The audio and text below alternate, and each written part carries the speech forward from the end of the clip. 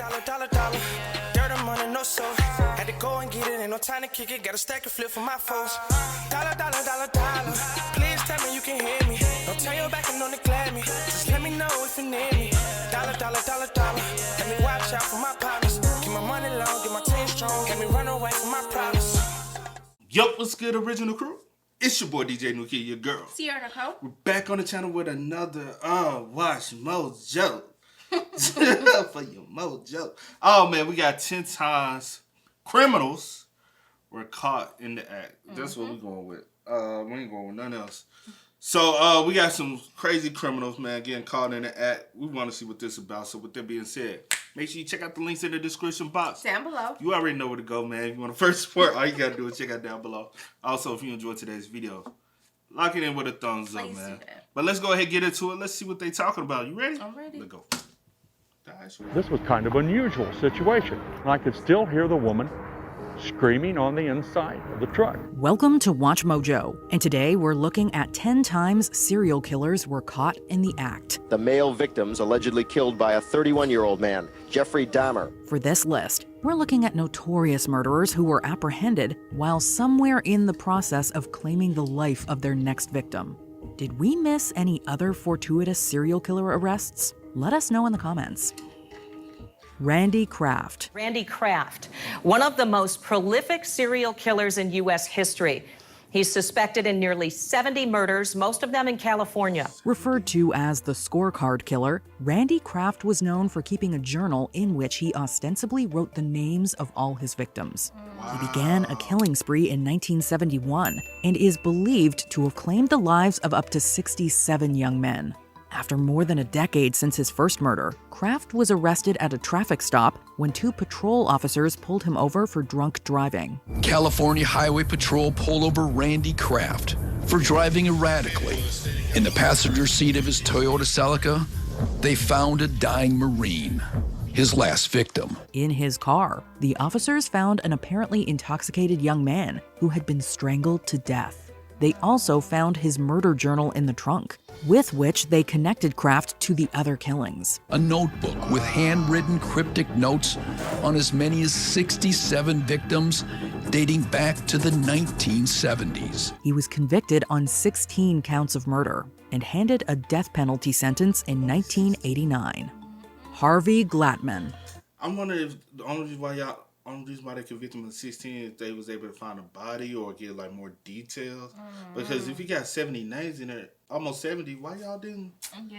And then the fact that he was riding with a body in a car. Right? Bruh, that's crazy. That is, yeah. I can't fathom. Showing signs of sadomasochism as a child, Harvey Glatman was taken to see a medical professional who assured his parents he would grow out of the behavior. But as he grew older, it was obvious that Glatman's strange fascination with morbidity only worsened.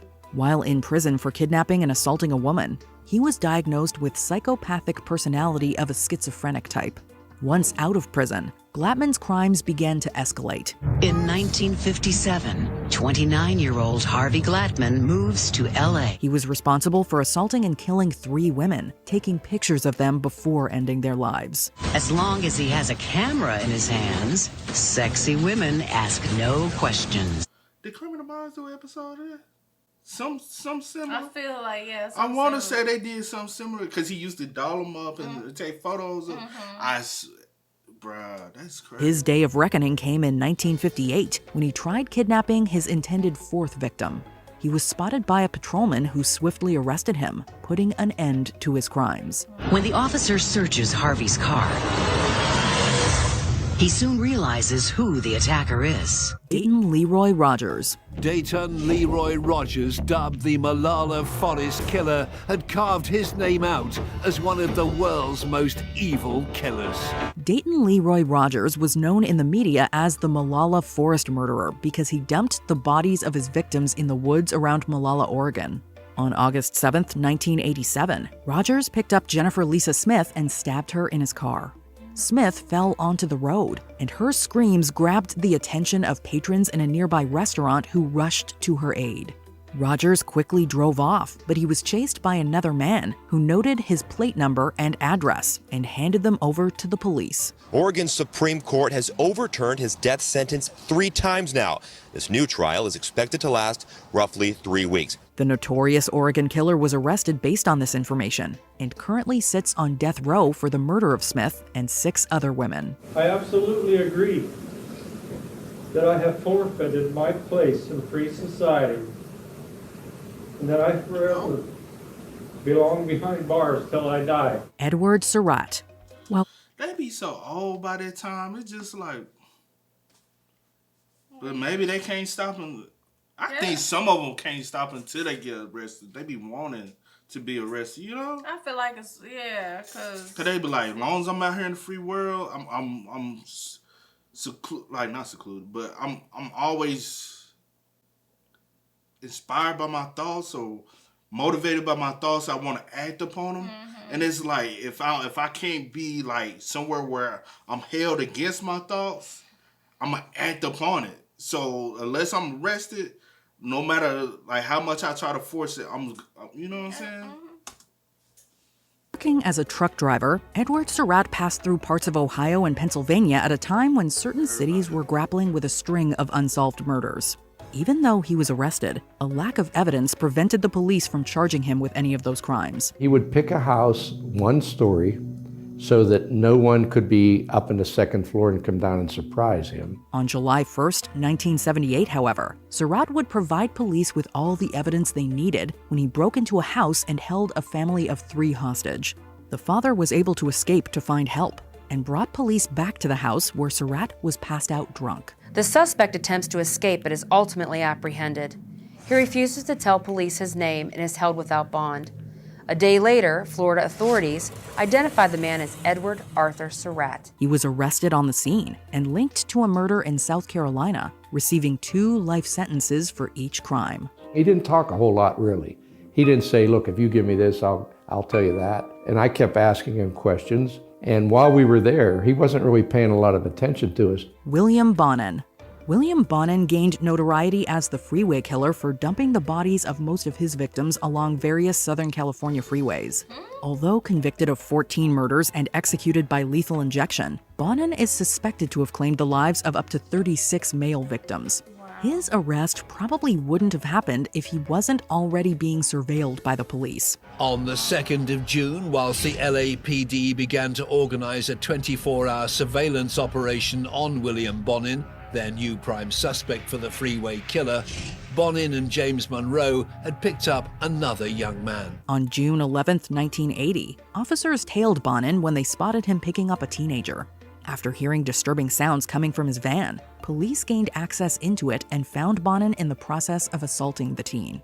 With a mountain of evidence obtained from the vehicle, Bonin later confessed to a total of 21 murders. He would give them information about his numerous victims on the understanding that his confessions could not be used as evidence against him. Carl Eugene Watts. So that's that's almost a get out of the jail free card. I confess to everything. Y'all just can't use my confession against me. Now, so technically, any evidence that y'all get from his confession, whether like y'all try to find a piece, y'all can't use that against him, because now my confession allowed y'all to gain. Those ones be kind of tricky by the law, you know what I'm saying? Like how you can use, because maybe he told y'all location or bodies and stuff, but now how do y'all turn around, pin that and make it stick? Because y'all can't use his confession against him. So that was great. Eugene Watts, admitted murderer of 13 women, could soon see the light of day. Carl Eugene Watts was an American serial killer who managed to evade detection for almost 8 years. Watts' methods were unlike those of most of his counterparts. He committed his crimes across different states and never left conclusive DNA behind. With a possible victim count of more than 100, Watts' reign of terror came to an end on May 23, 1982. That day, he broke into the apartment of Lori Lister and Melinda Aguilar in Houston and attempted to choke both women to death. I knew that he was there to hurt or kill. Aguilar pretended to pass out, then successfully escaped from the apartment to call for help. Watts had fled from the scene, but he was later caught by the authorities and linked to his other crimes. I'm directing my prosecutors to swear out a warrant this afternoon charging Coral Eugene Watts with premeditated first-degree murder for the brutal killing of Helen Mae Dutcher. Robert Rhodes. As a long-haul truck driver, Robert Rhodes' job put him in constant contact with hitchhikers and truck stop sex workers, whom he frequently targeted. On the day he was caught, Rhodes had picked up a woman named Kathleen Vine and handcuffed her in his truck. A highway patrol officer came upon the truck parked on the side of the road with its hazard lights on and discovered the woman inside screaming for help. Rhodes was quickly arrested and charged with the assault and unlawful imprisonment of Vine. He was later linked to other murders across multiple states and is currently serving life imprisonment without the possibility of parole. The FBI began to build a kidnapping and murder case against Robert Van Rhodes. They revisited the evidence from the search of Rhodes' apartment and found more photos of Regina. Adam Leroy Lane. I want to say Criminal Minds touched on him too, because I remember a situation something similar to that on Criminal Minds. Y'all know Criminal Minds. You know what I'm saying? On everything. I ain't watched. Well, you started back watching. Yeah, I started back watching. That had broken into our house was a long-haul trucker. His name was Adam Leroy Lane.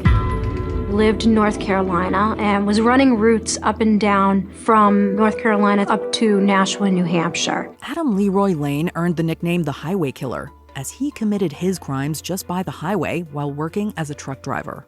After fatally stabbing 2 women and nearly killing another, Lane's final crime came on July 30th, 2007, when he broke into a house in Massachusetts.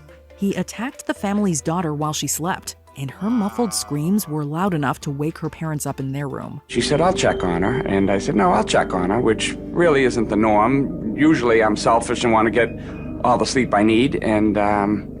But that morning, something told me to get up. I got up and my wife Jeannie followed me in there. The couple then wrestled with Lane and were able to overpower him, even though they sustained a few knife cuts in the process. Lane was arrested by police and subsequently connected to his previous crimes through DNA. Monica lit up every room and every heart. He should get down on his knees every day and pray that God has more mercy on his soul than he showed Monica. Robert Black. This Scottish serial killer unleashed terror in the United Kingdom, abducting and killing girls whose bodies usually turned up days later. He evaded capture for over a decade, and in doing so, helped to destroy the meaning of childhood for an entire generation of children. After claiming the lives of 4 girls, multiple police units across the UK mounted an exhaustive nationwide manhunt for Black. But his arrest was only made possible due to the keen observation of one David Herkus. Herkus was mowing his lawn when he observed his neighbor's daughter being kidnapped by Black. The police were called to the scene, and they stopped Black's van and arrested him on the spot. Police forces around the country began to pool their resources.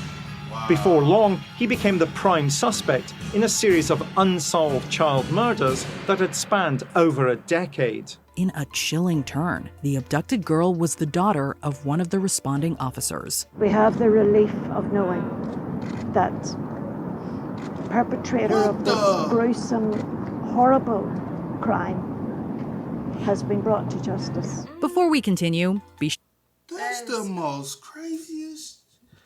Bro. Yeah. And then, you know how bold he was? You heard dude cutting grass. You knew somebody was out there.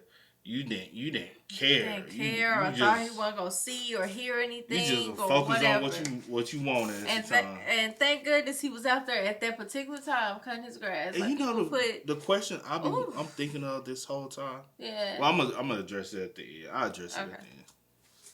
subscribe to our channel and ring the bell to get notified about our latest videos. You have the option to be notified for occasional videos or all of them. If you're on your phone, make sure you go into your settings and switch on notifications. Jeffrey Dahmer. On the night of July 22, 1991, A terrified man who had been handcuffed on one wrist flagged down a police car in Milwaukee, Wisconsin. It's like I told the policeman that this freak, this crazy guy, was trying to hurt me. The man, Tracy Edwards, then led the officers back to the house of the person who had put him in the handcuffs, a man named Jeffrey Dahmer. Earlier that evening, Dahmer, who at that point had already killed 17 people, lured Edwards back to his apartment under the guise of a photo shoot. Once it became clear that Dahmer wanted to kill him, Edwards found a window of opportunity and escaped. I hit him and I ran towards the door, and he was right there, tried to grab me, get me back in there. And what happened? Then I made it outside. Upon searching his apartment, police found overwhelming evidence of Dahmer's crimes, and he was immediately placed under arrest. Authorities also took out a barrel of what they think is acid. Police are reluctant to reveal exactly how many victims there might be, but knowledgeable investigators say it could be more than a half a dozen. Did you enjoy this video? That man is still one of the most sickest individuals to ever walk around. I feel like every time I hear his story, I learn like a little new piece of information. I didn't know. I've never seen that part. Yeah, that part with him speaking. Yeah, I've never seen one the of the victims. Survivors. Well, it's survivors. Survivors. Once you think like it's the only survivor. Yeah, but victims. I just. Yeah. No, I'm just saying because most of the time he, you know. Yeah. But the thing I'm thinking of, like, because every time we do a video like this, it's always about like back in the day, like as far as the earliest one being like around in like 2010, right before 2010, right? And I'm like, do stuff like this still goes on? Reason why I asked that is because technology has enhanced so much.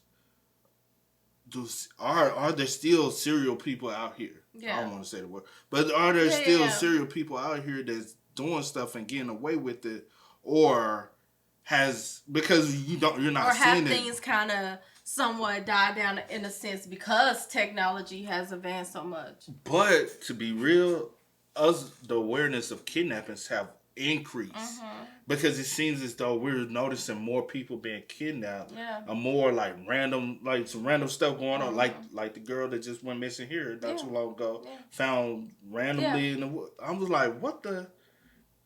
And you know what I'm saying? Like, but is it because like we're not linking stuff together, or is it more random now? Yeah. Because back in the day, it was a pattern. So you was like, it was always it was something new like all the time, but now it's like maybe somebody traveling because the access to state is it's easier now. Like a lot of I feel like we might still have those people that is around, but the access to individuals and a way to escape is so much easier now that they're not may not be linking one murder to the next. So you're not thinking about somebody who might be a serial, but you just like somebody died. And so y'all not linking that this person also matches this person's MO for this, you know? Or that crime scene, match this or whatever. Yeah. I don't know, man. That's one thing I be thinking about a lot. Like, do we still have, like, because that's not just going to stop. Yeah. You know what I mean? Yeah. It just doesn't stop out of nowhere but I think the enhancement of technology might have either hinder it a little bit, or it has made it easier for them to go into hiding with it, you know? I feel you. But with that being said, man, y'all spam us up in the comment section down below, man. Let us know y'all thoughts and opinions about it in the comments. But as always, y'all know how it go, man. I do go by the name DJ Kid That's It. We are. We are. Go and get it, ain't no time to kick it. Got a stack of flip for my folks. Dollar. Please tell me you can hear me. Don't turn your back and don't neglect me. Just let me know if you need me. Dollar. Let me watch out for my partners. Keep my money low, get my team strong. Let me run away from my problems.